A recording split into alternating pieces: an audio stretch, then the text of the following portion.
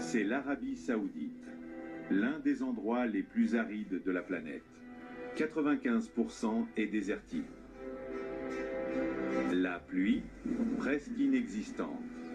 Des rivières, aucune. Des lacs, aucun. Seulement du sable et du soleil.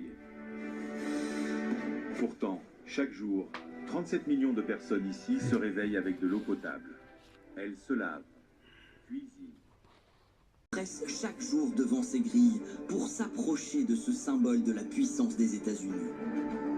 Manifestations, chants, danses, photos souvenirs, le tout à quelques mètres seulement du bureau du chef de l'exécutif américain et sous les fenêtres de la résidence de la famille présidentielle.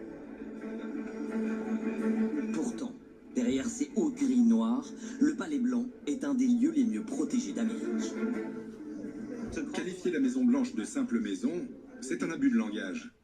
En fait, c'est une véritable forteresse.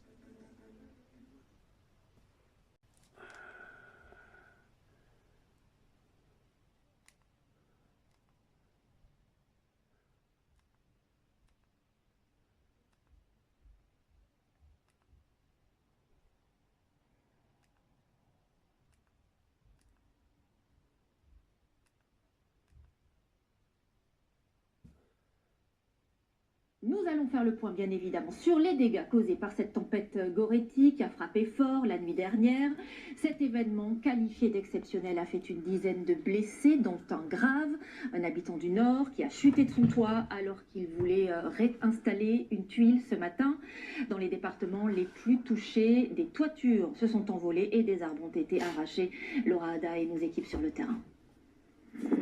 Une grande partie de la toiture de ce gymnase, littéralement arrachée. Vue du ciel, on peut imaginer la violence des vents qui ont frappé cette nuit Ploumoguer, dans le Finistère. Les tôles ont été projetées à plus...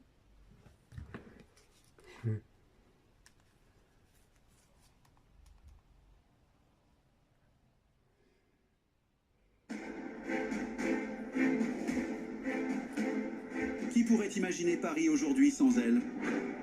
C'est l'un des monuments les plus populaires au monde. Aussi emblématique pour la France que la Marseillaise ou le drapeau tricolore. La Tour Eiffel est un trésor national.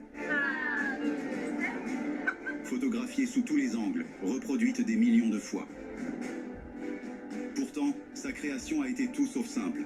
En réalité, c'était un pari fou pour dépasser tout ce qui existait déjà.